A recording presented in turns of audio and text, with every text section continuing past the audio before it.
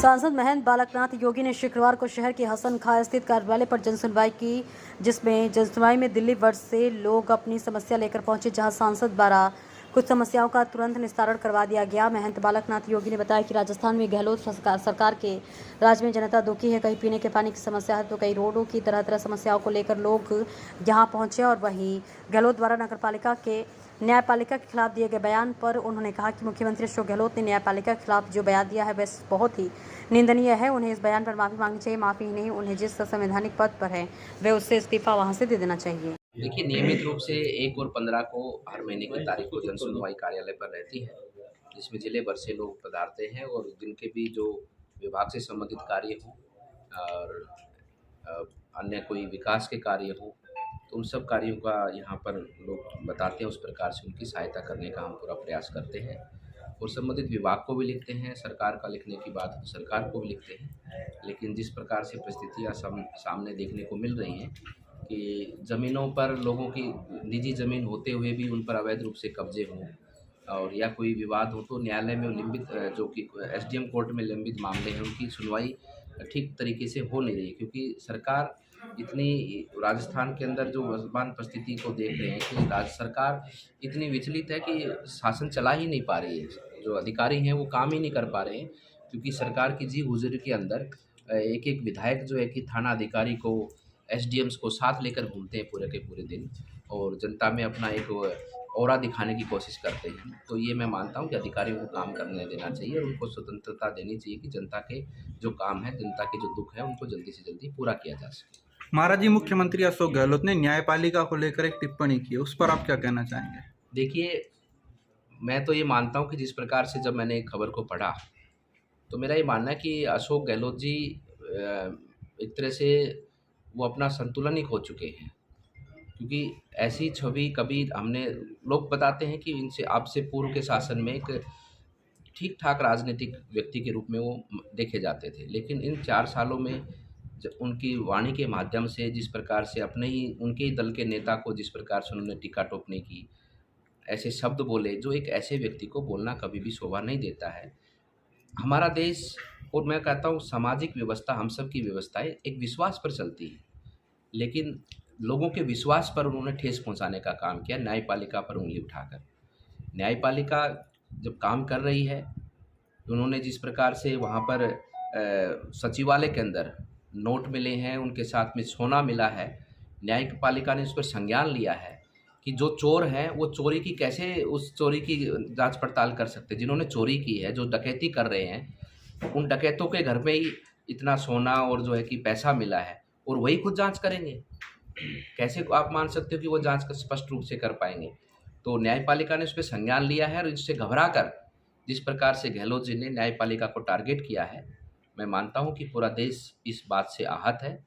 ये देश संविधान से चलता है, कानून से चलता है और कानून के अलावा इस देश में कुछ भी नहीं है। कानून पर ही हमारा देश टिका है और उसी पर आगे बढ़ता है। और इस प्रकार से आपने जो बयान दिया है ये आपके लिए शोभनीय नहीं है, आपने इसके लिए माफ़ी भी मांगनी चाहिए। और इतना बड़ा बयान है, आपको तो त्यागपत्र तक देना चाहिए। आप लायक ही नहीं है इस पद पर बैठने के लिए। कैलाश मेघवाल पर आरोप लगाया, भाजपा के बयान आए कि उन्होंने मिलीभगत जैसा बयान नजर आता है, रमन सिंह ने कहा। तो क्या लगता है, क्योंकि भाजपा के वरिष्ठ नेता हैं, बहुत पदों पर रहे हैं कैलाश मेघवाल?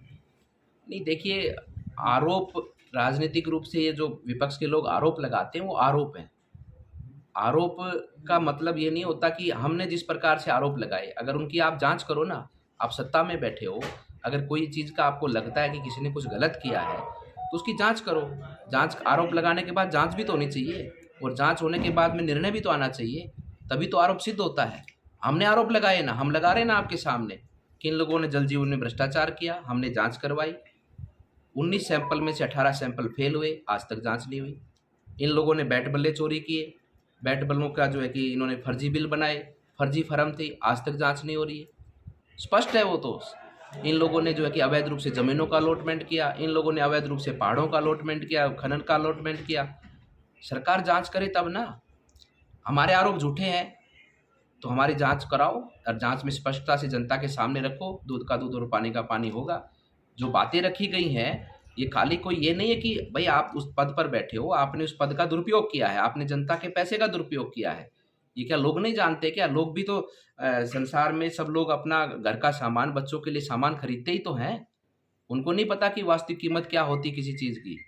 लेकिन जांच के नाम पे कुछ नहीं है। 2 कमेटियां बनी, एक कमेटी ने रिपोर्ट पेश करने की कोशिश की, उसी से पहले उनका कलम रोक दी गई, कमेटी भंग कर दी गई। दूसरी कमेटी बनी जो आज तक लिपापोती करने में लगी है, जांच नहीं आगे बढ़ा रही है। नहीं, पर तो कैलाश मेघवाल ने अर्जुन मेघवाल पर आरोप लगाया।